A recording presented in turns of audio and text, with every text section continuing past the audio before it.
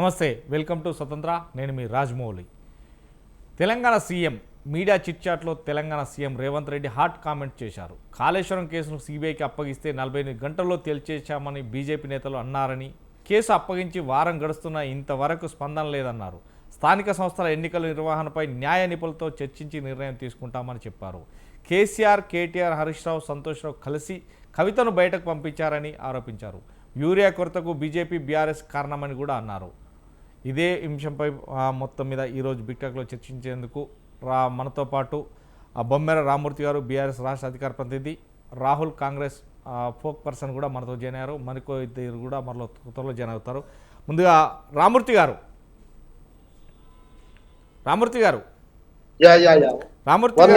మనం ఈరోజు Telangana CM Revanth Reddy hot comments కూడా విన్నాం. ఏదైనా ఉంటే కనుక ఎప్పుడు కాళేశ్వరం ప్రాజెక్టుకు సంబంధించి సిబిఐకి అప్పచెప్తే ఖచ్చితంగా 48 గంటల్లోనే ఖచ్చితంగా తేలుస్తామని బీజేపీ నాయకులు చెప్పారు. కానీ అదంతా కూడా వారం రోజులైనా కానీ దాని మీద కొంత కూడా ఇప్పటి వరకు రాలేదు. అదేవిధంగా ఇక కుటుంబ వ్యవహారాల్లో ఆస్తి తగోదాలు కవితను బయటకు నెత్తేయడానికి ఈ హరీష్ రావు కావచ్చు, సంతోష్ రావు కావచ్చు, కేటీఆర్ కావచ్చు, కేసీఆర్ కావచ్చు, వీరందరూ కూడా కలిసి ఆమెను బయటకు నెట్టేశారు. మా పార్టీలోకి వస్తానంటే కూడా మేము వద్దని చెప్తాము, ఒకవేళ వస్తే కనుక మేము తీసుకునేది లేదు అంటున్నారు. అంటే ఎలా చూడవచ్చు? ఏదే కాళేశ్వరం ప్రాజెక్టు పైన కావచ్చు, సిబిఐ పైన కావచ్చు, లేదు అంటే కవిత విషయాలపైన ఎలా చూడొచ్చు? సరే, అందరికీ నమస్కారం. స్వతంత్ర టీవీ ప్రేక్షకులకు, నాతోటి డిబేట్ లో పాల్గొంటున్న పెద్దలకు, యాజమాన్యానికి అందరికీ నమస్కారం. వాస్తవాలు, రేవంత్ రెడ్డి తన జీవితంలో ముఖ్యమంత్రిగా 2 సంవత్సరాల సమయంలో ఎప్పుడు కూడా వాస్తవాలు మాట్లాడిన దాఖలు లేవు. చెప్పే మాటలు, చేసే చేష్టలు అన్ని అబద్ధాలతో, నిజాయితీ లోపించడం వల్ల జరుగుతున్న తప్పిదాలు. ఆయన ఎక్కడ కూడా తన నిజాయితీగా ఈ పని చేద్దాం, నిజాయితీగా ఈ పని ఇది చెప్పుదాం అనే ఆలోచన ఆయన మైండ్లో లేదు. అబద్ధాల పునాదులపై ఈ రాష్ట్ర ప్రభుత్వాన్ని నడపాలని చూస్తున్నాడు. అందులో భాగంగానే సరే, మీరు కాళేశ్వరం రిపోర్టు తేల్చారు. ఏం తేల్చారు? గొర్రెల స్కామ్ అన్నారు. ఏం తేల్చారు? లేదా ఫోన్ ట్యాపింగ్ అన్నారు. ఏం తేల్చారు? కరెంటు, విద్యుత్ విషయంలో కొనుగోళ్లలో అవకతవకలు అన్నారు. ఏం తేల్చారు? అంటే కోడిగుడ్డు మీద ఈకలు లాగినట్టు తప్ప ఒక్కటి కూడా నిజాలు తేల్చకుండా, లేదా వాస్తవాలు ఏమీ లేకుండా ఏదో ఇష్టం వచ్చినట్టు గుడ్డగాల్చి మీదేద్దాం, బీఆర్ఎస్ పార్టీని పలసన చేద్దాం, కేసీఆర్ గారిని, కేటీఆర్ గారిని, హరీష్ రావు గారిని ఏదో రకంగా ఇప్పుడు కేంద్రంలో అధికారంలో ఉన్నది బీజేపీ. యూరియా బస్తలు కూడా ఇవ్వలేని పరిస్థితిలో బీజేపీ ఉంది, తేలేని పరిస్థితిలో కాంగ్రెస్ పార్టీ ఉన్నది. ఒక్క మాట మాత్రం బీజేపీ అన్నాడు. ఇక్కడ కేటీఆర్ గారిని కానీ బీఆర్ఎస్ పార్టీ మాత్రం నిత్యం తనం పడుకున్నా కానీ నిద్రలో, కలలో కూడా కేసీఆర్ గారిని తలుచుకునే పరిస్థితి ఏర్పడ్డది. తను చేసే ప్రతి పని బయటపడకుండా, తప్పులను బయటపడకుండా డైవర్షన్ పాలిటిక్స్ చేయడమే ఈయన నిధి. ఎందుకంటే తద్వారా తన తప్పులు బయటపడకుండా, ప్రజలకు తెలియకుండా, ఆ లోపే ఏదో రకంగా ఎన్నికల విషయాలను తీసుకొచ్చి ప్రజల్ని తకమిక పెట్టి తద్వారా లాభం పొందాలనే ఒక దుర్మార్గమైన కుట్ర రేవంత్ రెడ్డి చేస్తూ ఉంటాడు. కాబట్టి ఈయన ఏది చేసినా, ఏం చెప్పినా ప్రజలకు అర్థమైపోయింది. ప్రజలు ఈయన మీద, ఈ ప్రభుత్వం మీద ఎప్పుడు దిగిపోతుందా, ఎప్పుడు పడిపోతుందా, ఎప్పుడు కూలిపోతుందా, ఈ మాకు పట్టిన శని పోతుందని ప్రజలు అనుకుంటున్నారు. ఇదేదో బొమ్మెర రామూర్తి బీఆర్ఎస్ పార్టీ లీడర్ గా అనుకుంటున్న మాట కాదు. వాస్తవాలకు మీరు కూడా బయటకు వస్తారు. వీళ్ళకి ఎందుకని భయం? మరి స్థానిక సంస్థలు ఎన్నికలు పెట్టాలంటే భయం, వాస్తవాలు మాట్లాడాలంటే భయం, యూరియాపై అసెంబ్లీలో మాట్లాడాలంటే భయం, వర్షాలపై జరిగిన నష్టంపై, వరదలపై అసెంబ్లీలో మాట్లాడాలంటే భయం. అన్ని భయమే. ఎందుకంటే చెప్పింది ఏం చేయలేదు కదా. ఈ 2 సంవత్సరాల కాలంలో చెప్పిన ఒక్క వాగ్దానాన్ని కూడా సక్సెస్ఫుల్ గా కంప్లీట్ చేయలేదు. మీరు ఏదైనా తీసుకోండి, ఉచిత బస్సుని కూడా, బస్సులు పెంచకుండా మహిళల్ని ఇబ్బంది పెడుతున్నారు, రుణమాఫీ చేయలేదు, రైతు బంధు ఇవ్వలేదు సరిగా, అన్ని అరకొరగా కటింగులు, కోతలు, వీటితోటే కాలం గడుపుతున్నారు తప్ప ఏ ఒక్కటి కూడా. గ్యాస్ అంటే రామూర్తి గారు చిన్న బ్రేక్ తీసుకున్న, బ్రేక్ తర్వాత చర్చ కంటిన్యూ చేద్దాం. చూస్తుండే సంతానం చిన్న బ్రేక్.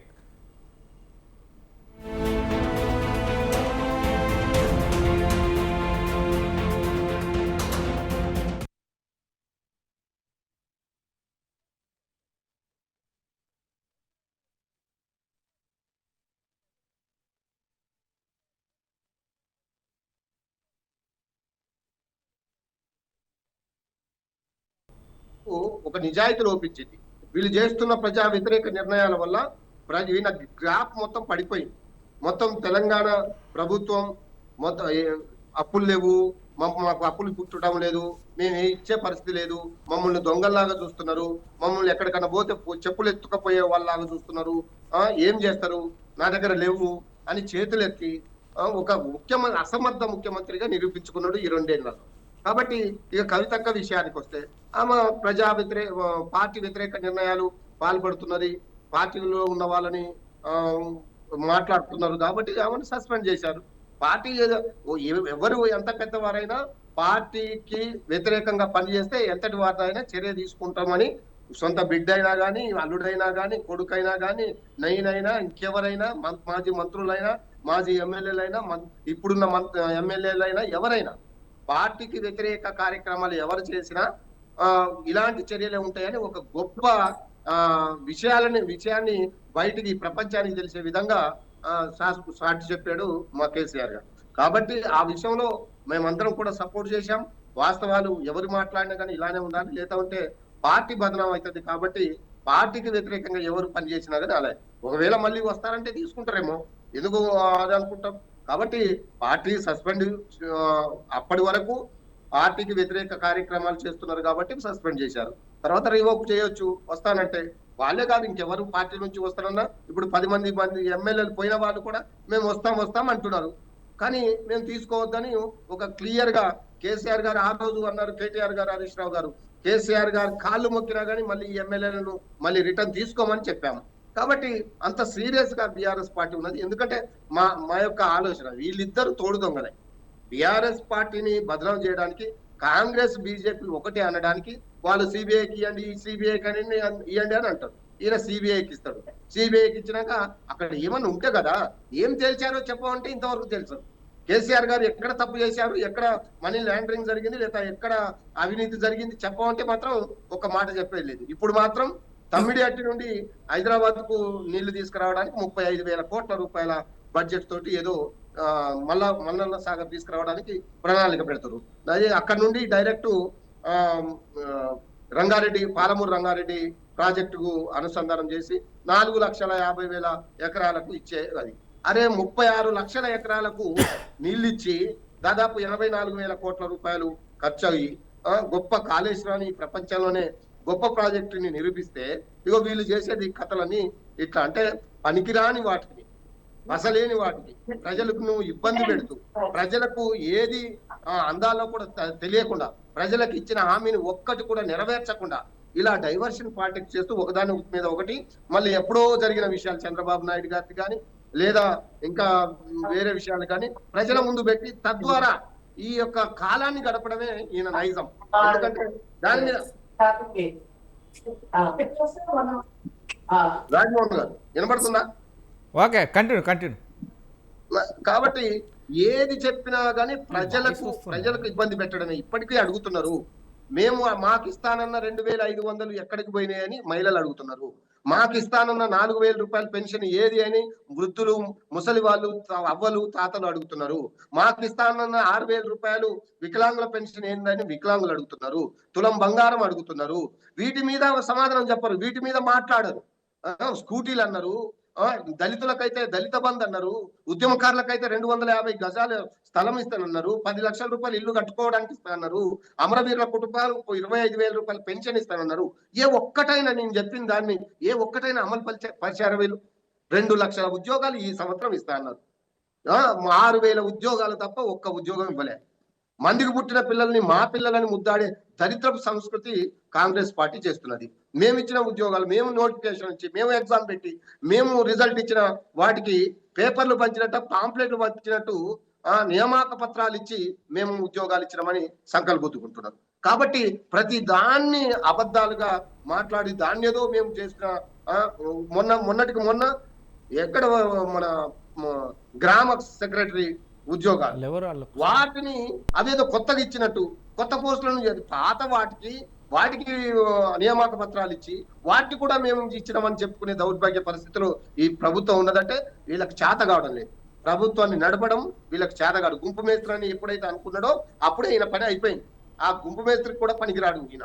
కాబట్టి అట్లా ప్రతీది కూడా ప్రజలకు ప్రజా వ్యతిరేక నిర్ణయాలకు దారితీస్తూ అది హైడ్రా గాని మూసీ గాని ఇంకా ఏది తీసుకున్నా ఒక్కటైనా లగచర్ల గాని అటు ఫార్మా భూములు గాని ఏ ఒక్కటి కూడా ప్రజలకు ఉపయోగపడేది లేదు. నేను అడుగుతున్నాను రాజమోహన్ గారు మీ ద్వారా తెలంగాణ ప్రజలకు, అలాగే కాంగ్రెస్ పార్టీ మిత్రులు ఉంటే వారికి, బీజేపీ వారికి, ఈ 2 సంవత్సరాల కాలంలో ఏ ఒక్క వర్గం అయినా ప్రశాంతంగా మేము హ్యాపీగా ఈ ప్రభుత్వంలో ఇవి అందినాయని చెప్పే ఒక్క వర్గాన్ని చూపెట్టండి. విద్యార్థుల, నిరుద్యోగుల, లేదా ఉద్యోగుల, లేదా వ్యవసాయదారు, రైతుల, కార్మికుల, కర్షకుల, ఎవరు? కాబట్టి ఒక్క రకమైన వర్గం కూడా, ఒక్క వర్గం కూడా హ్యాపీగా లేరు. కాబట్టి ఈ అన్ని వర్గాలు వెయిట్ చేస్తున్నాయి అవకాశం కోసం. అవకాశం వస్తే కరువు గాల్చి వాత పెట్టడానికి దే ఆర్ రెడీ. రైట్. కాబట్టి వీళ్ళ పని అయిపోయింది. ఎన్ని కాకమ్మ కథలు చెప్పినా, కేటీఆర్ గారిని, కేసీఆర్ గారిని, బీఆర్ఎస్ పార్టీని ఎన్ని మాటలన్నా ప్రజలకు గుండెల్లో మేమున్నాం, మేము చేసిన పనులు కనబడుతున్నాయి. అరే నాకు అర్థం కాదు, మేము కట్టిన సెక్రటరియట్ లో పోయి కూర్చొని కేసీఆర్ గారు ఏం చేసిందంటారు, మేము పెట్టిన ఏదైతే సైబర్ టవర్ ఉన్నదో దాంట్లో కూర్చొని కేసీఆర్ గారు ఏం చేసిందంటారు.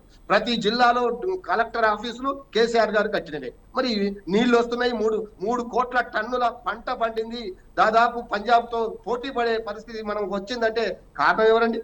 మేము కాదా?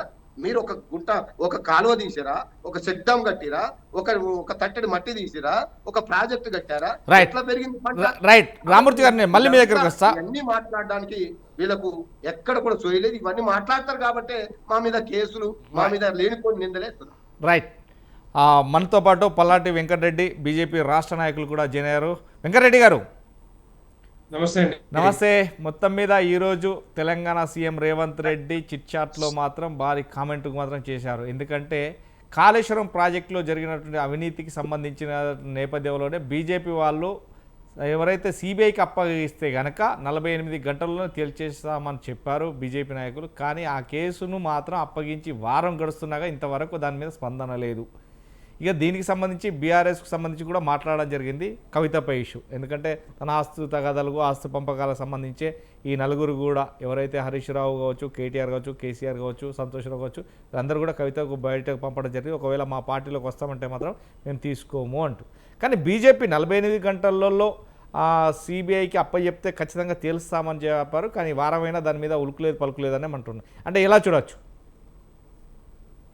ఇప్పుడు సిబిఐకి అప్పచెప్పడమే కాకుండా డాక్యుమెంట్స్ ఇచ్చారా కాంగ్రెస్ పార్టీ కానీ ప్రభుత్వం కానీ సబ్మిట్ కలెక్ట్ చేసిన డాక్యుమెంట్స్ అన్ని కూడా, విజిలెన్స్ రిపోర్ట్స్ కానీ లేకపోతే వీళ్ళు జ్యుడిషియల్ కమిషన్ రిపోర్ట్స్ కానీ టోటల్గా అవన్నీ కూడా సబ్మిట్ చేసిన తర్వాత వాటి మీద ఏం జరిగింది ఏంటని చూశాక, ఎందుకంటే కాంగ్రెస్ పార్టీ కాళేశ్వర్ మొత్తం ప్రాజెక్టు మీద ఇది దర్యాప్తు జరగలేదు. ఓన్లీ ఆ బ్యారేజీల మీద మాత్రమే జరిగింది. ఆ 3 బ్యారేజీల మీద, సుందిల్ల కానీ, అన్నారం కానీ, మేడిగడ్డ కానీ, ఆ 10,000 కోట్ల రూపాయల మీదనే జరిగింది. అది చెప్పాలంటే టోటల్గా 94,000 కోట్ల రూపాయలు ఖర్చు పెట్టిన ఏదైతే ప్రాజెక్ట్ ఉందో ఆ ప్రాజెక్టు మొత్తం మీద దర్యాప్తు చేసి ఆ డాక్యుమెంట్స్ అని ఇస్తే నిజంగానే అవన్నీ కూడా బయటకు వచ్చే అవకాశాలు ఉంటాయి. ఎంత కూడా ఏంటంటే కాంగ్రెస్ పార్టీ మొదటి నుంచి కూడా చెప్తుంది కరెక్టే, కానీ చేసేది మాత్రం తక్కువ కనబడతా ఉంది. 20 నెలలు అయింది వచ్చి కాంగ్రెస్ ప్రభుత్వం వచ్చి. ఏమన్నారు రేవంత్ రెడ్డి గారు అని, కాంగ్రెస్ పార్టీ రాకముందు మేము వచ్చిన ఇమ్మీడియట్గా వాటి మీద కాళేశ్వరం మీద కమిషన్ వేసి 1,00,000 కోట్లు ఎవరైతే తిన్నారో వాళ్ళని కక్కిచ్చేదాకా వదిలిపెట్టాము, ఆ 1,00,000 కోట్లు తెలంగాణ బిడ్డలకు పంచుతామని చెప్పి ఆ టైంలో చెప్పారు. కానీ వచ్చిన రిపోర్ట్ ఏంటి, వాళ్ళు దేని మీద మరి యాక్షన్ తీసుకోవాలనుకుంటున్నారు, ఎవరి మీద యాక్షన్ తీసుకుంటా అనుకుంటున్నారు? ఈ డాక్యుమెంట్స్ అన్నీ కూడా ప్యాంపరింగ్ చేసో, దాచిపెట్టో, లేకపోతే అవన్నీ కూడా మరి ఏమైనా చేసి అంతా కూడా మరి ఇచ్చిన దాఖలు అయితే నాకు కనపడతలేదు. డెఫినెట్గా ఆ డాక్యుమెంట్స్ అన్ని ఒక్కసారి వస్తే అది యాక్షన్ తీసుకునే సిబిఐ కానీ లేకపోతే ఇంకొక యాక్షన్ తీసుకునే అవకాశాలు ఉంటాయి. తప్పితే నేనేమంటున్నానంటే డెఫినెట్గా వీళ్ళు చేసేదంతా చేయకుండా లాస్ట్ మినిట్లా మాతో కాదు ఇది సిబిఐకి ఇస్తే వాళ్ళు యాక్షన్ తీసుకుంటారన్న ఆలోచనతోటి మరి రేవంత్ రెడ్డి గారు చేస్తూ ఉన్నారు. కానీ ఇది వీళ్ళ చేతగాని పనులు ఇవన్నీ కూడా. ఈ మిగతా అన్ని కూడా అట్లాగే ఉన్నాయి. ఒక్కటే కాళేశ్వరే కాదు, మిగతా వాటి మీద గొర్రెల స్కామ్ కానీ, బర్రెల స్కామ్ కానీ, విద్యుత్ కానీ, లేకపోతే ఫోన్ ట్యాపింగ్ కానీ, ఫార్ములా రేస్ కానీ, మొత్తం కూడా అన్ని కూడా ఒక నత్తనడక నడుస్తూ ఉన్నాయి. వాటి మీద చర్యలు ఉండవు. వీళ్ళ వీళ్ళ చీకటి ఒప్పందాలు మరి ఎక్కడ ఏం చేసుకున్నారో తెలియదు, కానీ ఆ డార్క్ మోడ్లో చేసినట్టుగా కనపడతా ఉన్నాయి. అవన్నీ కూడా బయటకు వచ్చే అవకాశాలు లేవు. ఎవరి మీద యాక్షన్ కూడా డెఫినెట్గా తీసుకోరు. అయిపోయింది, 2 years అయిపోయింది. ఇంకో మ్యాక్సిమం అంటే ఇంకో 2.5 years. 2.5 years డ్రాగ్ చేసుకుంటూ పోతే అయిపోయాయి. కాంగ్రెస్ పార్టీ పీరియడ్ అయిపోతుంది. ఇంకా యాక్షన్స్ ఏముంటాయి చెప్పండి వీళ్ళన్నీ కూడా. సో డెఫినెట్గా ఇప్పుడు వీళ్ళు ఇచ్చిన ఎవిడెన్స్ ఏదైతే ఉన్నాయో, డాక్యుమెంటరీ ఎవిడెన్స్ ఉందో, వాటిని కన్సిడర్ చేసుకొని రేపొద్దున సిబిఐ ఎంటర్ అయ్యే అవకాశాలు ఉంటాయి. వాళ్ళ మీద కేసులు పెట్టే అవకాశాలు ఉంటాయి. ఎవరు దొంగలు, దోపిడీదారులు, ఎవరు ఏ విధంగా దోచుకున్నారో అవన్నీ కూడా బయట పెట్టే అవకాశాలు ఉంటాయి, బయటపడే అవకాశాలు ఉంటాయి. కానీ అవన్నీ కలెక్ట్ చేసుకోవాలి. మరి వీళ్ళ ఇంకోటి చెప్పాలనుకుంటున్నాను రాజ్మౌళి గారు, యాక్చువల్గా కేసీఆర్ గవర్నమెంట్ ఉన్నప్పుడు జనరల్ కన్సెంట్ సిబిఐ ఎంట్రీ కోసము తెలంగాణలోకి రావాలా వద్దనేది జనరల్ కన్సెంట్ రద్దు చేసుకున్నారు. ఆ జనరల్ కన్సెంట్ ఇప్పుడు పునరుద్ధరించారా రేవంత్ రెడ్డి గారి గవర్నమెంట్ కానీ కాంగ్రెస్ ప్రభుత్వం? లేదు అంటే ఓన్లీ కాళేశ్వరం ప్రాజెక్టు వరకే ఇచ్చారా? అది కూడా క్వశ్చన్ మార్క్. అది మరి చెప్పాలి, అది క్లారిటీ రాలే ఇప్పుడు దాకా. ఒకవేళ కాళేశ్వరం ప్రాజెక్టు మీదనే కాకుండా మొత్తం టోటల్ గా జనరల్ కన్సెంట్ ఇవ్వాలి, జనరల్ కన్సెంట్ ని పునరుద్ధరించాలి. అది నిజంగానే ఆ చిత్తశుద్ధి ఉందా? ఓన్లీ కాళేశ్వరం ప్రాజెక్టు ఆ 3 బ్యారేజ్ల మీదనే ఏదైతే 10,000 కోట్ల రూపాయలు ఖర్చు పెట్టారో వాటి మీదనే ఆ సిబిఐ ఎంక్వైరీకి ఇచ్చారా? అది ఇంకా క్లారిటీ రాలేదు. ఆ క్లారిటీ వచ్చిన తర్వాత రేపు పొద్దున యాక్షన్ ఉండే అవకాశాలు ఉంటాయి, లేకపోతే దర్యాప్తు జరిగే అవకాశాలు ఉంటాయి. నేనేమంటున్నానంటే కాంగ్రెస్ ప్రభుత్వం వచ్చాక మనకు తెలుసు, ఎన్నోసార్లు చర్చించుకున్నాం స్వతంత్ర టీవీ కానీ మిగతా ఛానల్లో, ఎక్కడ కూడా చెప్పిన మాటలు మరి చేతల్లో మాత్రం ఎక్కడ కూడా కనపడతలేవు. ఓన్లీ వాగ్దానాలకి తర్వాత హామీలకు మాత్రమే నడుస్తా ఉన్నాయి చెప్తే, ఎక్కడ కూడా వాటిని పూర్తిగా అమలు చేసిన పరిస్థితి ఎక్కడ కనపడలేదు. ఇప్పుడు రేవంత్ రెడ్డి గారు ఈరోజు ఢిల్లీకి వెళ్ళి అక్కడ ఒక కాంక్లేవ్ లో మాట్లాడుతూ మేము అది చేస్తాం ఇది చేస్తాం అంటే ఎక్కడ కనపడుతున్నది? ఏం చేస్తున్నారు మీరు? ఇచ్చిన హామీలనే గతి లేదు గతి లేదు. రేపొద్దున మీరేం చేయాలనుకుంటున్నారు? ఏం చేస్తాం అనుకుంటున్నారు? ఫ్యూచర్ సిటీ ఏం చేస్తారు? లేకపోతే ఇంకో మెట్రో రైల్ అంటారు, మెట్రో రింగ్ రోడ్ రైల్ అంటారు. ఆ నార్త్ పార్ట్కి కేంద్ర ప్రభుత్వం మొత్తం టోటల్ గా మేము చూసి రోడ్లన్నీ మేమే వేస్తాం, ఖర్చంతా మేమే పెట్టుకుంటాం, దానికి ఎక్వైర్ చేసిన ల్యాండ్స్ కి 50% మేము పే చేస్తామని చెప్పినా కూడా సో వాళ్ళు సరే అని చెప్పారు. ఇప్పుడు సదర్న్ పార్టీకి ఏమంటున్నారు? లేదు లేదు లేదు, అలైన్మెంట్ అంతా కూడా మేము చూసుకుంటాం, డిపిఆర్ అంతా మేము చూసుకుంటాం, మీరు ఓన్లీ ఫండింగ్ చేయమంటే ఎందుకు చేస్తారు చెప్పండి? ఇట్లా ఉంటాయి వీళ్ళకి. అంటే అలైన్మెంట్ ఎక్కడ దాకా తీసుకుపోతున్నారు? ఒక ఔటర్ రింగ్ రోడ్ నుంచి 50-60 కిలోమీటర్ల లోపలికి సదరన్ పార్ట్ తీసుకుపోతున్నారు. ఎక్కడ తీసుకుపోతున్నారు? ఏ ఏరియాలకు తీసుకుపోతున్నారు? మనకు అర్థమవుతా ఉంది. సో అదంతా కూడా ఏంటంటే రింగ్ లాగా ఉండాలి రైలు కూడా, అయితే మన ట్రిపుల్ ఆర్ కూడా. సో ఆ రింగ్ లాగా లేకుండా ఎక్కడ ఒక దగ్గర 30 కిలోమీటర్లు, ఇంకో దగ్గర 50 కిలోమీటర్లు, ఇంకో దగ్గర 40 కిలోమీటర్లు తీసుకుపోతే రేపొద్దున కేంద్ర ప్రభుత్వం డిపిఆర్ యాక్సెప్ట్ చేస్తుందా? ఎప్పుడైనా కూడా ఒక ఔటర్ రింగ్ రోడ్ నుంచి ఎంతైతే డయామీటర్ ఉంటుందో 40 కిలోమీటర్సా, 45 35 అది టోటల్ గా ఆ రింగ్ మొత్తం కూడా అలాగే ఉండాలి. సో గట్లా ఉంటేనే రేపొద్దున ఫండ్స్ కూడా వచ్చే అవకాశాలు ఉంటాయి. ఈ ఇష్టం వచ్చినట్టు చేస్తా అంటే ఎవరు ఊరుకోరు, ఇక్కడ ఎవరు నిధులు కూడా వచ్చే అవకాశాలు ఉంటాయి. అందుకే నేను ఏమంటున్నానంటే మాటల్లో ఉన్న ఏవైతే తేజ్ చేతల్లో కనపడతలేదు, ఇదంతా కూడా తెలంగాణ ప్రజల్ని మభ్యపెట్టడానికి, డైవర్ట్ చేయడానికి, టైం పాస్ కార్యక్రమాలు తప్పితే ఎక్కడ కూడా వాళ్ళ ఆలోచనలు కానీ హామీలు కానీ అమలు కాని పరిస్థితి కనపడతా ఉంది. ఇంకొకటి ఏంటంటే ఇప్పుడు వాళ్ళు చాలా చెప్పారు, 6 గ్యారెంటీల హామీలు అమలు చేయలేని పరిస్థితిలో దిగజారిపోయి ఉన్న ప్రభుత్వం ఏదైనా ఉంటుంది కాంగ్రెస్ ప్రభుత్వం. ఇంకొకటి చెప్పాల్సిన అక్కర్లేదు, యూరియా గురించి కూడా అదే జరుగుతా ఉంది. తిట్టనో లేడు ఊర్లల్లో, ఎక్కడ పోయినా కూడా రకరకాల ప్రాబ్లమ్స్ వస్తూ ఉన్నాయి. సో ఇవన్నీ కూడా వీళ్ళకి ప్లానింగ్ లేదు. ఫస్ట్ ఆఫ్ ఆల్ నేను చెప్తున్నాను కదా, కాంగ్రెస్ ప్రభుత్వానికి ఈ బ్యూరోక్రాట్స్ మీద కానీ ఆఫీసర్స్ మీద కానీ ఏ విధంగా ఏ ప్లాన్ చేయాలి, ఎగ్జిక్యూషన్ చేయాలి, డిస్ట్రిబ్యూషన్ చేయాలి, ఎక్కడ కూడా కంట్రోల్ లేదు. అందుకని వాళ్ళు ఇష్టం వచ్చినట్టు నడుస్తూ ఉంది. చేతులు కాలినాక ఆకులు పట్టుకున్నట్టుగా ఇప్పుడు ఎట్లా అయిపోయా అట్లా అయిపోయా అని చెప్పేసి ప్రెస్ మీట్కి వచ్చి ముందుకు వచ్చి మాట్లాడుతున్నాయి. ఇవన్నీ కూడా తెలంగాణ ప్రజలు సహించేది లేదు, ఇక అయిపోయింది. ఎందుకంటే తెలంగాణ బిడ్డలు, తెలంగాణ ప్రజలకు కావాల్సింది development, welfare, water projects. Right Venkat Reddy గారు, మళ్ళీ ఎవరు చేస్తారనేది చాలా ఇంపార్టెంట్, అది ముఖ్యమైనది. సో ఎన్ని మాటలు చెప్పినా కూడా పట్టించుకునే ఆలోచన అయితే లేదు. రైట్ రాహుల్ గారు, సార్ రాహుల్ గారు, ఈరోజు ముఖ్యమంత్రి రేవంత్ రెడ్డి ఢిల్లీ టు పర్యటనలో భాగంగా తాను మాట్లాడిన మాటలు చిట్చాట్ ద్వారా కూడా చెప్పడం జరిగింది. ఏదైతే ఢిల్లీ పర్యటనలో కవిత గురించి కావచ్చు, కవితను బయటికి వెళ్ళగొట్టే నేపథ్యంలోనే హరీష్ రావు, తన్నీర్ హరీష్ రావు కావచ్చు, కేటీఆర్ కావచ్చు, కేసీఆర్ కావచ్చు, తర్వాత మన సంతోష్ రావు కావచ్చు, ఈ నలుగురు కలిసే కవితను బయటికి వెళ్ళగొట్టారు. మా పార్టీలోకి వస్తామన్నా కానీ మేము తీసుకునే దాఖలాలు లేదు.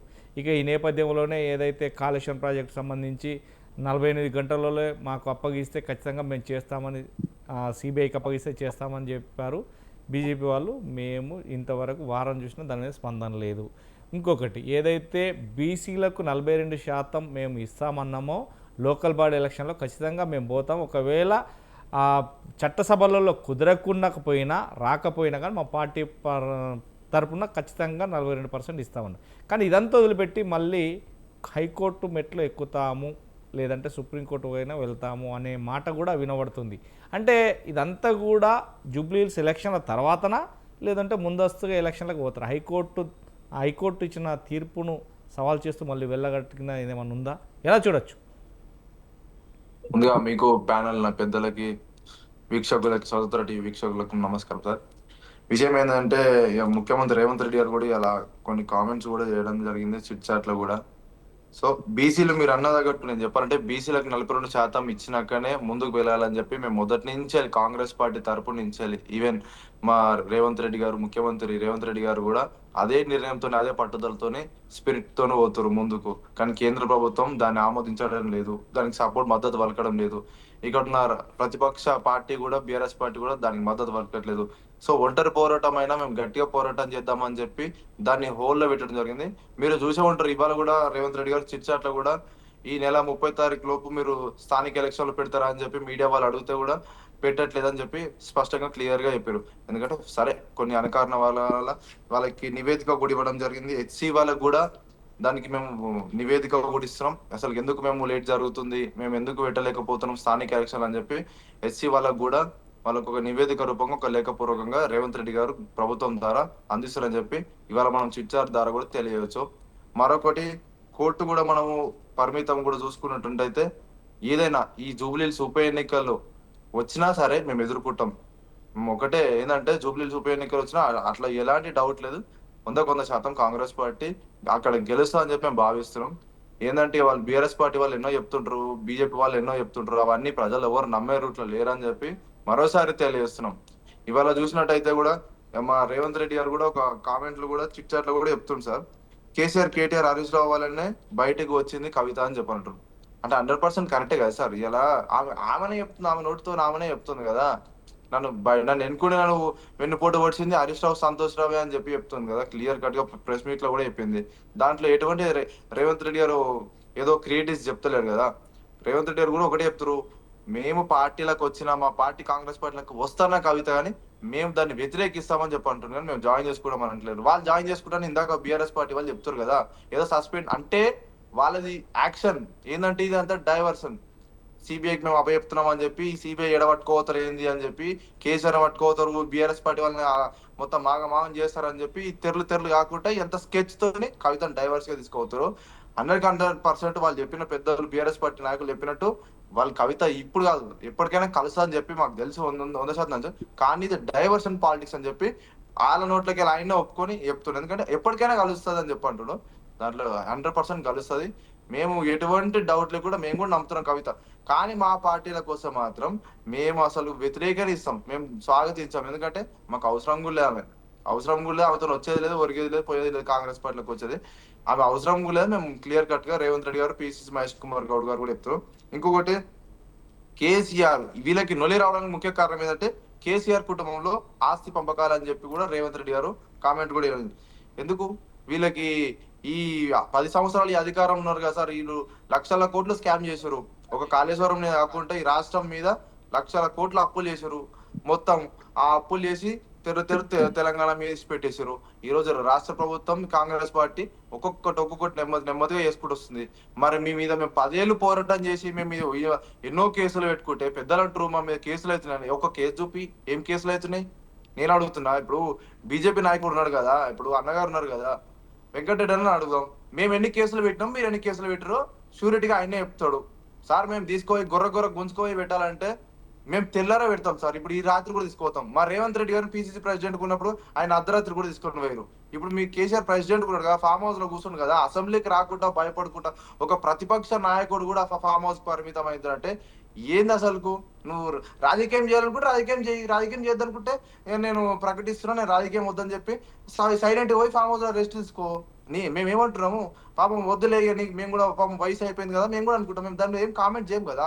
నేను రాజకీయం బరాబరే కావాలి, నేను ఫామ్ హౌస్ కి, నేను అసెంబ్లీకి రాను, నేను ఫామ్ హౌస్ లో బరాబర్ కూర్చుంటా అంటే ప్రజలు ఎవరు ఒప్పుకోరు సార్. గజ్వెల్ ప్రజలు నీకు ఓటు వేసి గెలిపించారు చంద్రశేఖర్ రావు, మేము అడగదలుచుకున్నాం. ఈ రాష్ట్రం మీద నీకు ఉంటది, ఎందుకంటే నువ్వు ఒక ప్రతిపక్ష నాయకుడిని. ఈ రాష్ట్రం ప్రత్యేక తెలంగాణ రాష్ట్రం సాధించుకున్నాక మొట్టమొదటి ముఖ్యమంత్రి నువ్వేని చెప్పి నువ్వు గప్పలు ఉట్టుకుంటావు కదా. మరి ఆ గప్పలు ఉట్టుకునేదో మరి అసెంబ్లీకి వచ్చి మేము చేసినాం ఏవో అవన్నిటి మీద గల్లం ఇప్పుడు మాట్లాడలేదు ఒక ప్రతిపక్ష నాయకుడిగా ఉండి.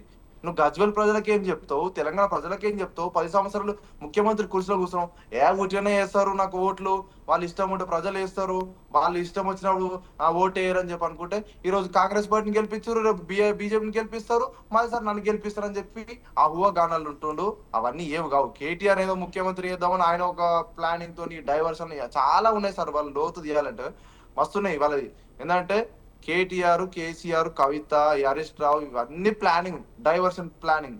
కవిత సస్పెండ్ కూడా ఇవన్నీ ప్లానింగ్ తో డైవర్షన్, సిబిఐ విచారణ ఏడాది లొంగిపోతామని. మేము అరెస్ట్ చేయాలంటే మేము ఇప్పుడు ఈ రాత్రి కూడా మీ కేసీఆర్ గొర్ర పట్టుకోయినా ఏం చేసేది లేదు. రాష్ట్ర ప్రభుత్వం మా చేతులు ఉంది. కేంద్ర ప్రభుత్వం అరెస్ట్ చేయాలన్న నిమిషం కాదు, కేసీఆర్ గొర్ర గుంజుకోవచ్చు సిబిఐ లాగానే వెళ్ళలేనా. కానీ మేము అట్లాంటివి చేయట్లేదు. కానీ నీకంటూ వస్తుంది, మీకు వస్తుంది, అరెస్ట్ చేసే రోజు కూడా వస్తుంది. ఏమంటారు పెద్దోళ్ళు, ఇందాక బీఆర్ఎస్ నాయకుడు మా మీద కేసులు అవుతున్నట్టే, మీ మీద కేసు ఏడైతుందో ఒకటి చెప్పురి, ఒక సాక్ష్యం చూపిరి. మా మీద కేసులు, మా మీద ఈవెన్ నా మీద కూడా కేసులు అయినాయి. మేము ఉత్తగా ఇంట్లో కూర్చొని సోషల్ మీడియా వాడుతుంటారు, మా మీద కేసులు పెట్టారు. అట్లాంటి దినాలు మేము ఎదుర్కొన్నాం. మేము మీ నాయకుడు ఉత్తగానే ముఖ్యమంత్రి కాలేడు. బీఆర్ఎస్ నాయకుడిని చెప్పదలుచుకున్న అన్నగారికి, మీ నాయకుడు ఉత్తగానే ముఖ్యమంత్రి కాలేడు, అవినీతి ఎంతో చేస్తేనే ముఖ్యమంత్రి అయ్యాడు. మా నాయకుడు ప్రజల నుంచి వచ్చింది కాబట్టి ఈ రోజు మేము ప్రజాపాలన, ప్రజలకు సంక్షేమ పథకాలు ఇస్తున్నాం. సార్ మేము ఒకటి చెప్తున్నాం, ఈ రాష్ట్రం మీద అప్పులపాలు చేసింది చంద్రశేఖర్ రావా కాదా? మనం క్లియర్ కట్ గా గవర్నమెంట్ ద్వారా కూడా మేము అఫీషియల్ గా కూడా చూపిస్తున్నాం. కేంద్ర ప్రభుత్వం కూడా ఒప్పుకుంటుంది అప్పు చేసిందని చెప్పి. మేము ఇంకేం చేయాలి సార్? ఈ అప్పులు ఎవరి మీద పడుతుంది? రాష్ట్ర ప్రభుత్వం. ఇప్పుడు కాంగ్రెస్ పార్టీ ఆ అప్పులు ఒక్కొక్కటి ట్యాక్స్ రూపంగా మేము కట్టుకుంటూ వస్తున్నాం. బాధ్యత అంటే మనందరి మీద ఉంటది. మనందరి మీద పన్నులు పడతాయి. ఈ రాష్ట్ర ప్రభుత్వం మీద మనం పన్ను కడుతున్నాం. మనందరి మీద బాధ్యత ఉంటది. ఈ రాష్ట్రానికి ముఖ్యమంత్రి కూడా ఆయన మీద కూడా బాధ్యత ఉంటది. ఆయన బాధ్యత వహించుకుంటా మాట్లాడుతుంటే ఈయన బాధ్యత లేకుండా ప్రవర్తిస్తుండే ఈ రాష్ట్రం మీద.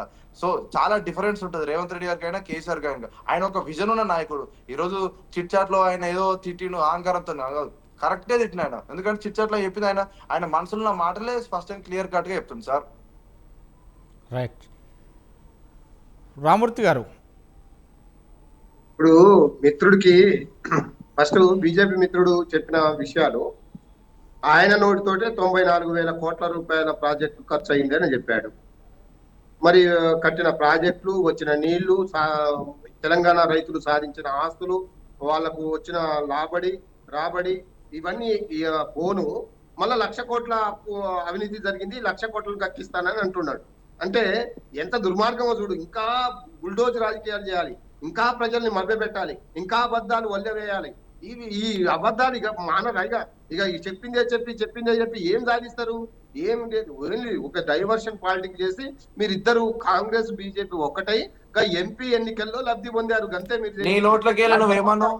నేను ఒకటి అడుగుతున్నా. నీ నోట్లకి నువ్వేమన్నావు? లేదు ఒక నిమిషం, నేను క్వశ్చన్ వేస్తున్నా. నీ నోట్లకి నువ్వు ఇందాకేమన్నావు? రాహుల్ ఒక్క నువ్వు మాట్లాడు. మళ్ళీ రెండోది, ఈ మిత్రుడు ఏమంటున్నాడు? కేసీఆర్ గారు అవినీతి చేసింది కాబట్టి లేదు, అసెంబ్లీకి రావడం లేదు. అరే మా కేసీఆర్, హరీష్ రావు గారు, కేటీఆర్ గారు మాట్లాడితే మైకే కట్ చేస్తున్నారు. మీరు చెప్పలేని దౌర్భాగ్య పరిస్థితిలో ఉన్నారు. ఒక్క మంత్రి హరీష్ రావు గారు కాళేశ్వరం మీద మాట్లాడితే 32 సార్లు 9 మంది మంత్రులు ఒకటే దాడి చేశారు. కాబట్టి మీకు తెలివి లేదు, మీకు ఏ దాని మీద సబ్జెక్టు లేదు, చేత కాదు. మీకు అవకాశం వచ్చింది. అవకాశం వచ్చినప్పుడు కేసీఆర్ కంటే గొప్ప కార్యక్రమాలు చేసి ప్రజల్ని మెప్పించుకోవాలి. కానీ ఊకే కేసీఆర్ గారిని, కేటీఆర్ గారిని, బీఆర్ఎస్ పార్టీని తిరిగితే మీకు వచ్చేది ఏముండదు. ఎవరికి ప్రజలు ఖచ్చితంగా మీకు ఎక్కడ బుద్ధి చెప్పాలో అతను చెప్తారు. కేసీఆర్ గారు ఒక లెజెండ్. మీరు బూతుల పురాణంలో మీలాగా మీ ముఖ్యమంత్రి లాగా నోటుకు ఓటు కేసులో దొరికిన ఒక దొంగ ముఖ్యమంత్రి మా కేసీఆర్ గారు అట్లా ఏమైనా దొరికాడా? మీ దగ్గర ఏమైనా ఆధారాలు ఉన్నాయా? ఇట్లాంటి దమ్ముంటే, మాటలు మీరు మాట్లాడితే ధైర్యం మరి ఉంటే కేసీఆర్ గురించి ఎన్నో ఇలాంటి చేయాల్సి వస్తుంది. దొంగల్ని ఒక్క నిమిషం అన్నగారు, మీరు ఇట్లాంటి మాటలు మాట్లాడితే చెప్పండి, ఇది రాజీనామా డిబేట్ చేయండి. డిబేట్ లాగా మాట్లాడండి సార్. ఒక్క నిమిషం, ఆయన మీరు మళ్ళీ ఇట్లాంటి మీరు మాటలు దొంగ కేసీఆర్ దొంగ దొంగ కింగ్ అని మాట్లాడితే 55 రేవంత్ రెడ్డి దొంగ అంటే సార్లు కేసీఆర్ దొంగ అని నేను చెప్పాల్సి వస్తుంది. Right, right. KCR right. Ramurthy గారు నేను మళ్ళీ మీ దగ్గరికి వస్తా. రాహుల్ గారు ఒక్క నిమిషం మాత్రమే మాట్లాడదాం. ఇప్పుడు మా కేసీఆర్ గారు ఎక్కడైనా డబ్బులు తీసుకుంటూ దొరికిండా? మీ వాడు దొరికిందని చెప్తే అబద్ధం. అది ప్రపంచమంతా చూసింది కదా. నోటుకు ఓటు కేసులో దొరికిన దొంగ ఎవరు? కేసీఆర్ గారా? మళ్ళీ మీరు మాట్లాడుతున్నారు ఇష్టం వచ్చినట్టు. నేను ఒకటే అడుగుతున్నా, 2,80,000 కోట్లు అప్పు చేసిందని నేను అనలేదు కదా, కేంద్ర పార్లమెంట్ అన్నది. ఈ 2 సంవత్సరాల్లోనే 2 సంవత్సరాలు కూడా పూర్తి కాలేదు, 2,20,000 కోట్లు అప్పు చేసిందని పార్లమెంటే చెప్పింది. మరి బీజేపీ ఎందుకు నోరు మూసుకొని ఉంటుంది? ఎందుకు మాట్లాడతలేదు? ఏం చేసిర్రు? కేసీఆర్ లాగా కాళేశ్వరం కట్టాడా? కేసీఆర్ లాగా 70 లక్షల టన్నుల నుంచి 3 కోట్ల టన్నులు పండే ధాన్యాన్ని తీసుకొచ్చిన ఘనత కాదా?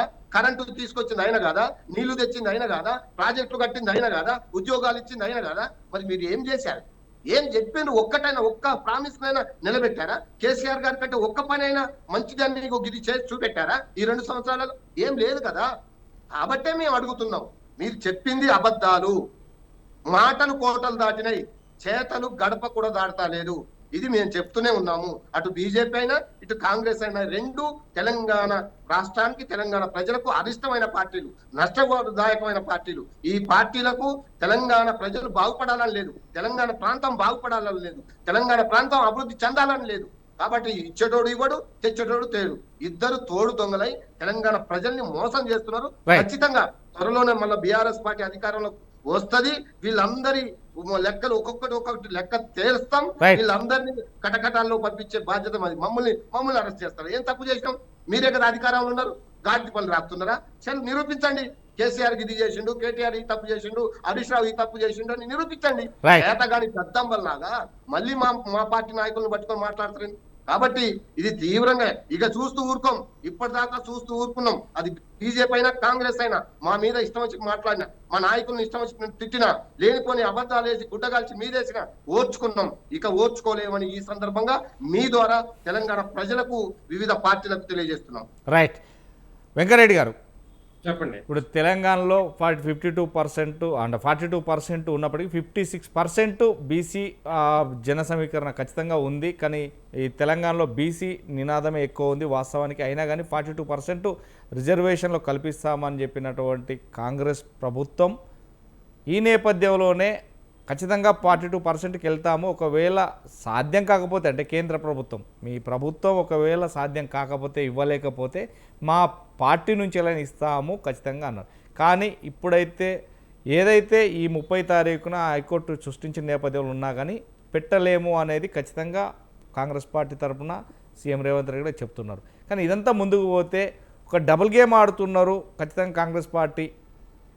ఒక ఏదైతే జూబ్లీహిల్స్ ఎలక్షన్ల చూసిన తర్వాతనే స్థానిక ఎలక్షన్లకు పోతారు అని అంటున్నారు. కానీ ఒక దిక్కు చూస్తే మాత్రం అక్కడ కేంద్ర ప్రభుత్వం ఖచ్చితంగా 42%కు ఒకవేళ ఓకే చెప్తే కనుక ఇక్కడ విన్ అయ్యేది కాంగ్రెస్ పార్టీ. అందుకనే ఆపేస్తున్నారు. బీసీల పట్ల చిత్తశుద్ధి లేదు బీజేపీ పార్టీకి అని అంటున్నారు. అంటే ఎలా చూడొచ్చు? స్థానిక ఎలక్షన్లు ఇక మరుగున పడ్డట్టేనా? ఎందుకంటే ఈ ఎలక్షన్ల తర్వాత బీజేపీ ఏం చెప్తుంది?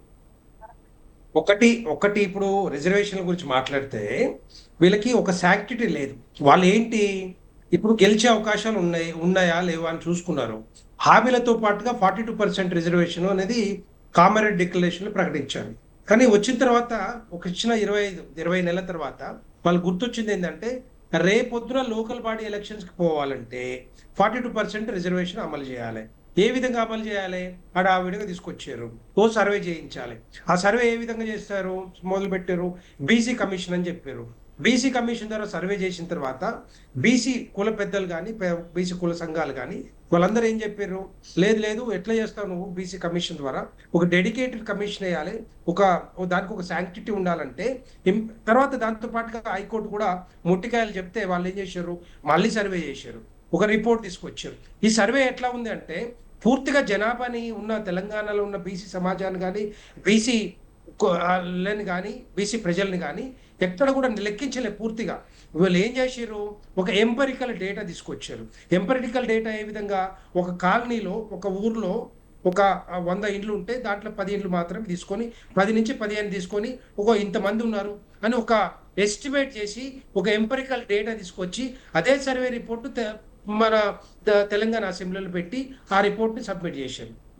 ఎస్, డెఫినెట్గా భారతీయ జనతా పార్టీ బీసీ సమాజానికి 42% రిజర్వేషన్ అంటే డెఫినెట్గా ఇస్తామని చెప్పి ఎప్పటి నుంచో చెప్తా ఉన్నాం. ఈ వీళ్ళకంటే ముందే ఒక బీసీ వ్యక్తిని భారతీయ జనతా పార్టీ తెలంగాణ రాష్ట్రంలో గెలిస్తే మా ప్రధానమంత్రి నరేంద్ర మోడీ గారే తెలంగాణ గడ్డ మీద బీసీని ముఖ్యమంత్రి చేస్తామని చెప్పుకున్నది పార్టీ, మొట్టమొదటి party BJP party, Bharatiya Janata party. అలాంటిది 42%, 50%, 56%, ఎంతమంది ఉంటే అంతమందికి డెఫినెట్గా రిజర్వేషన్ ఇవ్వాలనేది కూడా భారతీయ జనతా పార్టీ సంకల్పం. కానీ వీళ్ళు చేసింది ఏంటంటే వాళ్ళు 56 పూర్తిగా లెక్కిస్తే నిజంగానే మీరు అన్నట్టుగా 56% వచ్చేదేమో, కానీ దాంట్లో 42% తీసుకొచ్చి దాన్ని అసెంబ్లీలో పెడితే ఎస్ భారతీయ జనతా పార్టీ కూడా సపోర్ట్ చేసింది. కానీ వీళ్ళు చేసేది ఏంటంటే ఈ 42%లో మళ్ళీ 10% ముస్లింలకు ఇస్తూ, ముస్లింకి ఆల్రెడీ బీసీ బిలో రిజర్వేషన్ ఉంది, బీసీ ఈలో మళ్ళీ కొత్తగా బీసీ తీసుకొచ్చి రాజశేఖర రెడ్డి గవర్నమెంట్ 4% వాళ్ళకి కేటాయించారు. మళ్ళీ తర్వాత ఈడబ్ల్యూఎస్ లో ముస్లింలకు ఉంది, మళ్ళీ తీసుకొచ్చి ఈ ఈ బీసీలో ముస్కులు 42%లో 10% వాళ్ళకి ఇస్తే ముస్లింలకి 32% మిగులుద్ది. ఆ 32% ఏ విధంగా అమలు చేస్తారో, ఏ విధంగా మోసం చేస్తారో తెలంగాణ బీసీ సమాజం అని చెప్పి మేము క్వశ్చన్ చేస్తా ఉన్నాం. ఎట్టి పరిస్థితుల్లో అది సాధ్యం కాదు. మీరు ఉన్న బీసీలను కూడా తగ్గించుకుంటూ వచ్చి 32% ఇస్తుంటే, ముస్లింలు యాడ్ చేసి 32% ఇస్తే భారతీయ జనతా పార్టీ ఒప్పుకోదు, పార్లమెంట్లో చర్చకు దిగి కూడా రాదు. ఎట్టి పరిస్థితుల్లో ఉన్న వాళ్ళు ఎంతమంది ఉంటే అంతమందికి ఇవ్వాలని చెప్పేసి భారతీయ జనతా పార్టీ డిమాండ్ చేస్తూ ఉంది. రెండవ పాయింట్ ఆల్రెడీ బీసీ భారతదేశం మొత్తం కూడా జనగణన వస్తూ ఉంది. నెక్స్ట్ ఇయర్ జనగణన స్టార్ట్ అవుతా ఉంది, నోటిఫికేషన్ కూడా రిలీజ్ అయింది. ఈ జనగణనతో పాటుగా కులగణన కూడా డెఫినెట్ గా క్యాస్ట్ సెన్సెస్ కూడా వచ్చే అవకాశాలు ఉన్నాయి కనుక వస్తుంది. కనుక మొత్తం భారతదేశమే, తెలంగాణ రాష్ట్రమే కాదు భారతదేశం అంతా కూడా, భారతదేశంలో బీసీలు ఎంతమంది ఉంటే అంత రిజర్వేషన్ ఇవ్వాలనేది ప్రధానమంత్రి నరేంద్ర మోడీ గారి సంకల్పం. కనుక దీన్ని ఇప్పుడు హడావిడిగా తీసుకొచ్చిన ఎంపరికల్ డేటా ఒక శాంక్టిటీ లేదు, దానికి పూర్తిగా వాళ్ళు సర్వే చేయాలని చెప్పి ఆలోచనతోటి డెఫినెట్ గా దీన్ని, ఎందుకంటే బీసీలకి మనము కాంగ్రెస్ పార్టీ మోసం చేయొచ్చు కానీ భారతీయ జనతా పార్టీ మోసం చేయదు. అక్కడ ఉన్నది ఉన్నట్టుగా ఇక్కడబందిగా ప్రణాళికతోటి మరి జనగణనతో పాటు కులగణన వస్తా ఉంది. కాబట్టి ఎట్టి పరిస్థితుల్లో వాళ్ళకి 50%, 56%, 52% ఎంతమంది ఉంటే అంతమందికి ఇవ్వాలనే ఆలోచన భారతీయ జనతా పార్టీకి ఉంది, కేంద్ర ప్రభుత్వానికి ఉంది. అందుకనే ఇంకొక కొన్ని రోజుల్లో 2026లో మొదలు పెడితే పూర్తిగా భారతదేశం అంతా కూడా, ఎందుకంటే ఇంటింటికి వెళ్ళి చేస్తారు కాబట్టి ప్రతి హౌస్ హోల్డ్ టచ్ చేస్తారు, ప్రతి హౌస్ హోల్డ్ ఎంతమంది ఉన్నారో టచ్ చేస్తారు. సో అంత సర్వే అది అంత రిజర్వేషన్ వచ్చే అవకాశాలు ఉంటాయి. కనుక వీళ్ళు మోసం చేయడానికి ప్రయత్నం చేస్తా ఉన్నారు. ఏదో కామారెడ్డి డిక్లేర్ చేసినట్టుగా బీసీల ఓట్లు దండుకొని ఈ రాష్ట్రంలో అధికారంలో వచ్చిన కాంగ్రెస్ పార్టీ ఈ రోజు మళ్ళీ ఒకసారి మోసం చేయడానికి ప్రయత్నం చేస్తా ఉంది. కాబట్టి దాన్ని అడ్డుకునే ప్రయత్నం మేము కూడా చేస్తూ ఉంటాం, ఎందుకంటే అది శాంక్టిటీ లేదు. సో అది బీసీ రిజర్వేషన్ గురించి. రెండవ పాయింట్ ఏంటంటే రామ్మూర్తి గారు చెప్తున్నారు, మేము వచ్చే ఎన్నికల్లో మేము అధికారంలోకి వస్తాం అని చెప్పి కలలు కంటున్నాడు రామ్మూర్తి గారు. అది అయిపోయింది ఆల్రెడీ. ఆ కలలు గారిని మీరు కలల స్వరాజ్యం అంతా కూడా కలల రాజ్యంలో మీరు మునిగి తేలేరు. ఆ 10 సంవత్సరాలు మీకు అవకాశం ఇచ్చారు, కేసీఆర్ గారికి అవకాశం ఇచ్చారు. ఒక తెలంగాణ రాష్ట్రాన్ని ముందు తీసుకెళ్ళాలి, తెలంగాణ రాష్ట్రాన్ని ఒక ట్యాగ్ లైన్ తోటి ఏదైతే ఉందో నీళ్లు నిధులు ఉద్యోగాలని మొత్తం కూడా టోటల్ గా నీరు గార్చారు. కాబట్టి ఈ బీఆర్ఎస్ పార్టీని పక్కన కూర్చోబెట్టారు. మీరు జాలీగా, మీకు అక్కర్లేదుగా, మీ తెలంగాణ రాష్ట్ర ప్రజలకు మీ పార్టీ అవసరం లేదు, కేసీఆర్ గారికి అవసరం లేదు, మోసం చేసింది చాలు అని చెప్పి ఆలోచనతోటే పక్కన కూర్చోబెట్టారు. ఇప్పటికి కూడా రియలైజ్ కావట్లే, ఇంకా చూస్తాం, ఇంకా చేస్తాం, ఏం చేస్తారు చెప్పండి. అంతవరకే అది లిమిటెడ్ అయిపోయింది. సో ఇప్పుడు కాంగ్రెస్ పార్టీ కూడా అదే అడుగుజాడలో నడుస్తూ ఉంది. కాంగ్రెస్ పార్టీ ఇప్పుడు ఏం చేస్తుంది, కాంగ్రెస్ పార్టీ డెవలప్మెంట్ లేదు, వెల్ఫేర్ లేదు, రెండు లేవు. తర్వాత కేసీఆర్ అడుగు జాడల్లోనే కాంగ్రెస్ ప్రభుత్వం కూడా నడుస్తూ ఉంది. అప్పులు తెచ్చి జీతాలు ఇస్తా ఉంది, అప్పులు తెచ్చి మిగతా వెళ్ళదిస్తూ ఉంది. ఇంతగా అంటే ఎక్కువ చేసేది ఏమి లేదు. ప్రాజెక్టులు లేవు, నీళ్లు లేవు, నిధులు లేవు, ఉద్యోగాలు లేవు. టోటల్ గా నీరు గార్చిన పరిస్థితి కనపడతా ఉంది. 5 సంవత్సరాల కాలం వీళ్ళకి టైం ఇస్తే ఇప్పుడు 20 నెలల కాలంలోనే తెలంగాణ రాష్ట్ర ప్రజలు మొత్తం కూడా పూర్తిగా వ్యతిరేకంగా ఉన్నారు. కాబట్టి ఈ లోకల్ బాడీ ఎలక్షన్స్ ని పోస్ట్ పోన్ చేస్తా ఉన్నారు. ఎందుకంటే లోకల్ బాడీ ఎలక్షన్స్ ఇప్పుడు కండక్ట్ చేసారు అనుకోండి, ఎంటబడి కొడతారు, ఎలక్షన్ లో ఓడిస్తారు, ఇంకా వీళ్ళకి ఉన్న సీట్లు కూడా రావు అనే ఆలోచనతోటి యాంటీ ఇన్కంబెన్సీ విపరీతంగా పెరిగిపోయింది తెలంగాణ రాష్ట్రంలో. మీరు ఇప్పుడు మన టీవీ ద్వారా ఎక్కడైనా ఏ ఊర్లకు వెళ్ళారండి, అడగండి పోయి కాంగ్రెస్ పార్టీ పరిస్థితి గురించి కానీ, తర్వాత కాంగ్రెస్ ప్రభుత్వం గురించి కానీ, మరి వాళ్ళని దగ్గర కూడా రానిచ్చే పరిస్థితి లేదు. కాబట్టి ఎట్టి పరిస్థితుల్లో మరి అది ఉంది కాబట్టి రేపొద్దున పోస్ట్ పోన్ చేసే అవకాశాలు ఉంటాయి. ఇప్పుడు గ్రామీణ వ్యవస్థ చూడండి, లోకల్ బాడీ ఎలక్షన్స్ కండక్ట్ చేయకపోతే సర్పంచ్లకు కానీ గ్రామాల్లో కానీ 15th ఫైనాన్స్ కమిషన్ నుంచి నిధులు రావాలి. పెద్ద ఎత్తున నిధులు వస్తాయి, కోట్ల రూపాయలు, వేల కోట్ల రూపాయలు నిధులు వచ్చే అవకాశం ఉన్నాయి. కానీ 20 నెలల నుంచి దాన్ని పడికేసేసి దాన్ని ముందుకు తీసుకెళ్లే పరిస్థితి కాంగ్రెస్ ప్రభుత్వం చేస్తూ ఉంది. మున్సిపాలిటీలు కానీ లేకపోతే గ్రామాల్లో కానీ గ్రామీణ వ్యవస్థ మొత్తం చిన్న భిన్నం అయిపోయింది టోటల్ గా. అక్కడ డ్రైనేజ్ వ్యవస్థ కానీ, లేకపోతే రోడ్లు కానీ, లేకపోతే స్ట్రీట్ లైట్స్ కానీ, రకరకాలుగా ఈవెన్ వాటర్ కానీ, శానిటేషన్ అన్ని రకాలుగా మొత్తం ఇబ్బందులు ఉన్నారు. గ్రామాల్లో గ్రామీణ వ్యవస్థ మొత్తం కూడా నీరు గారిపోయింది, నీరు గారుస్తూ ఉన్నారు. సో అందుకే తెలంగాణ ప్రజలందరూ కూడా ఎట్టి పరిస్థితుల్లో ఈ కాంగ్రెస్ పార్టీని గెలిపించే పరిస్థితుల్లో లేరు, గెలిపించే ఆలోచన లేదు. ఈ తెలంగాణ లోకల్ బాడీ ఎలక్షన్స్ లో కూడా మరి వాళ్ళని ఓడించే అవకాశాలు ఉన్నాయి. అందుకని నేను ఏమంటున్నానంటే ఇవన్నీ రకరకాల మాటలు చెప్పడం కాదు, ఫ్యూచర్ సిటీ లేకపోతే ఇంకొక సిటీ అని చెప్పేసి అని చెప్పడం కాదు. ఇవన్నీ కూడా ఫస్ట్ ఇంపార్టెంట్, మీరు చెప్పిన ఇంపార్టెంట్ హామీలు ఏవైతే ఉన్నాయో హామీలు అమలు చేసుకుంటూ పోతే రేపొద్దున తెలంగాణ ప్రజలు మీకు ఓటేసే అవకాశం ఉంటాయి. ఇవన్నీ కూడా చెప్తున్నారు. యూరియానే ఇయ్యలేని అసమర్థులు మీరు బీఆర్ఎస్ పార్టీని అనే స్థాయిలో ఉన్నారా అండి? నాకు అర్థం కాదు. 10 సంవత్సరాల్లో ఎప్పుడైనా యూరియా కోసం బాధలు పడ్డారు రోజు చూశారా మీరు? రైతులు తెలంగాణలో యూరియా ఇవ్వలేని దరిద్రం పరిస్థితిలో మీ ప్రభుత్వం ఉన్నది, తేలేని పరిస్థితిలో కాంగ్రెస్ ప్రభుత్వం ఉన్నది. రైతులు ఇంకా లైన్ లో నిలబడి ఆల్రెడీ ఎర్రబారిపోయిన పంటలు నష్టపోతున్నారు రైతులు. దాని మీద మాట్లాడే దమ్ము లేదు. కానీ ఇంకా నోరు బారేసుకొని మీరు మీ జీవితాలని ఏదో గడుపుకుందామని అనుకుంటే ప్రజలు చాలా విద్యులు రామూర్తి గారు వెంకరెడ్డి బండబూతులు తిరుగుతున్నారు. నేను మాట్లాడలేదు. రామూర్తి గారు ఒక్క నిమిషం. వెంకరెడ్డి గారు మీరు చెప్తే కాదు ఈరోజు రైతుల్ని కేసీఆర్ గారు ఏం మాట్లాడతారు? వెంకరెడ్డి గారు ప్రతి టైం కు ఇచ్చినావు. వెంకరెడ్డి గారు ఒక్క నిమిషం. రామూర్తి గారు ఒక్క నిమిషం. రామూర్తి గారు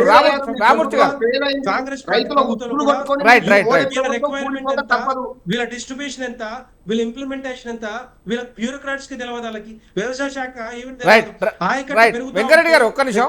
వెంకరెడ్డి గారు వాస్తవానికి యూరియా కష్టాలనే తెలుగు రాష్ట్రాల్లో రెండింటికి ఉన్నాయి, ఒక్కడ కూడా లేదు. వాస్తవానికి మేము ఇంత అని కాదు, అది ఎవరి పొరపాటైనా ఈ తెలంగాణకు సంబంధించిన అధికారులు ఇచ్చినా, ఎవరిచ్చినా, ఆంధ్రప్రదేశ్ అధికారులు ఇచ్చినా, అక్కడ కూటమి ప్రభుత్వం ఉన్నా అక్కడ కూడా అదే పరిస్థితి ఏర్పడ్డది. ఎక్కడంటే యూరియా అనేది వాస్తవానికి కేంద్ర ప్రభుత్వం దగ్గర స్టాక్ లేదు, సరఫరా లేదు, విదేశాల నుంచి కూడా సరఫరా లేదు అనేది క్లారిటీగా ఒప్పుకున్నమాట వాస్తవమే. సరే దాని గురించి టాపిక్ ఎందుకంటే ఇవ్వలేదు అనేది మాత్రం 100%. సో ఇవ్వలేదు.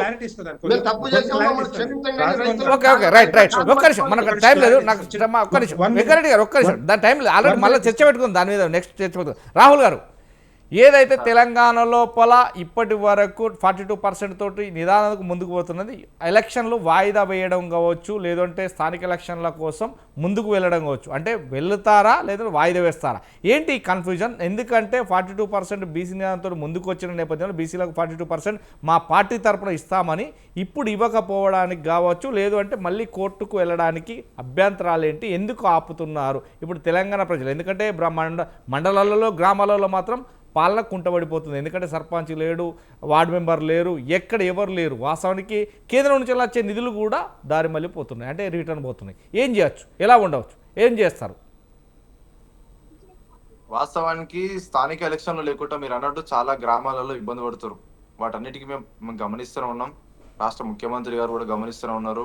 పార్టీ కూడా గమనిస్తున్నది. ప్రతిపక్షాలు కూడా చూస్తున్నాయి. వాటన్నిటికీ ఒకటే సార్, స్థానిక ఎలక్షన్లో ముందుకు పోవాలంటే దళితులకు న్యాయం జరిగింది, ఎస్సీ ఎస్టీ మైనారిటీ వాళ్ళకి న్యాయం జరిగింది. ఇప్పుడు బీసీ వాళ్ళకి న్యాయం జరగలేదని చెప్పి గతంలో బీఆర్ఎస్ పార్టీ అధికారం ఉన్నప్పుడు కేసీఆర్ కెనాడు బీసీలు అంటే గుర్తుకు రాలేదు. కేంద్రానికి అసలు చిత్తశుద్ధి ఉండదు బీసీలు అంటే. పోనీ మనం అందరం బీసీల బిడ్డగా బీసీలకు అయితే మద్దతు పలకాలి. పార్టీ ఎవరు పార్టీ వాళ్ళకు ఉంటుండొచ్చు. మేము ఒకటే అడుగుతున్నాం, ఒక రిక్వెస్ట్ గా కేంద్ర ప్రభుత్వాన్ని, సరే ఏవో పార్టీ లైన్గా మాట్లాడుకుందాం, ఎలక్షన్లు అప్పుడే పార్టీలు మాట్లాడుకుందాం, ఓట్లు అప్పుడే. ఈ బీసీలు మాత్రం 50% మనకి ఇవ్వాలి సార్ వాటా, కానీ అందులో 42% మనం పెట్టుకున్నాం, కోర్టు ద్వారా మేము పెట్టుకొని చేస్తున్నాం. ఆ అట్లీస్ట్ 42% అన్న మాకు ఇస్తే బీసీలు న్యాయంగా జరుగుతుంది. స్థానిక ఎలక్షన్ లో మేము ముందుకు పోతామని చెప్పి రేవంత్ రెడ్డి గారు భావిస్తున్నారు. దాంట్లో తప్పేం లేదు సార్. రాష్ట్ర ముఖ్యమంత్రి గారు అవగాహనతోనే పోతున్నారు. ఎందుకంటే అది ఏ పార్టీ, ఇప్పుడు బీఆర్ఎస్ పార్టీ వాళ్ళని కంటెస్ట్ చేయరా? స్థానిక ఎలక్షన్ లో ఎవరైనా కంటెస్ట్ చేస్తారు. అందులో బీసీలు ఉండరా? బీజేపీ వాళ్ళ దాంట్లో బీసీలు ఉండరా? ఎవరి దాంట్లోనే ఉంటారు, ఎంపీటీస్ లో కానీ జెడ్పీస్ లో. బీసీలకు న్యాయం జరుగుతుందని చెప్పి ఒక్క నిమిషం, పోయేది అంటే స్థానిక ఎలక్షన్లకు 30 లోపే ఉన్న నోటిఫికేషన్ ఇచ్చి ఓకే అని ఎలక్షన్ కమిషన్ చెప్పేది ఉందా, లేదంటే కోర్టుకి వెళ్ళేది ఉంది? ఒక్కటే confusion.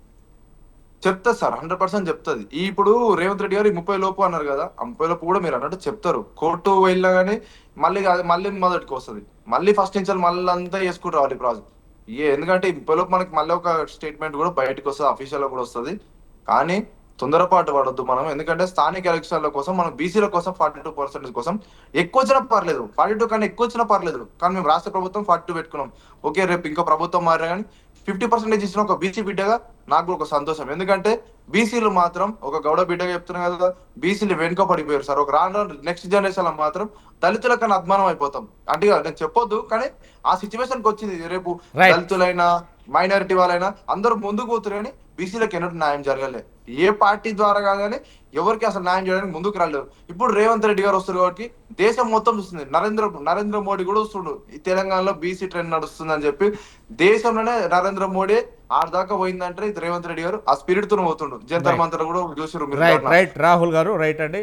Thank you very much అండి. మొత్తం మీద ఈరోజు బిగ్ టాక్లో పాల్గొన్న బొమ్మ రామూర్తి గారికి, రాహుల్ గారికి, అదేవిధంగా లాంటి వెంకరెడ్డి గారికి థ్యాంక్ యూ వెరీ మచ్ అండి. ఏది ఏమైనా కానీ రేవంత్ రెడ్డి ఈరోజు చేసినటువంటి చిట్ చాట్లో భాగంగా ఎవరు ఏమనుకున్నా కానీ తెలంగాణ సమాజంలో ఇప్పటి వరకు బీసీ నినాదంతో వస్తున్నాయి పార్టీలు, పోతున్నాయి. కానీ బీసీలకు ఇప్పటి వరకు ఎవరు ఏం చేసింది లేదంటే ఇప్పుడు కాంగ్రెస్ పార్టీ ఏం చేయబోతుంది, కాంగ్రెస్ ప్రభుత్వం ఏం చేయబోతుంది, 42% ఎలక్షన్లో అంటే నిదానంతో ముందుకు వచ్చినటువంటి బీసీల రిజర్వేషన్లో 42% అని ముందుకు వచ్చిన నేపథ్యంలోనే ఏదైతే స్థానిక ఎలక్షన్లు జరుగుతాయా లేదా కొట్టుకుపోతారనేది వెయిట్ చేయాల్సిన పరిస్థితి ఏర్పడింది. ఈరోజు బిగ్ టాక్లో పాల్గొన్న వరకు థ్యాంక్ యూ వెరీ మచ్ అండి. చూస్తుండే స్వతంత్ర న్యూస్. Thank you.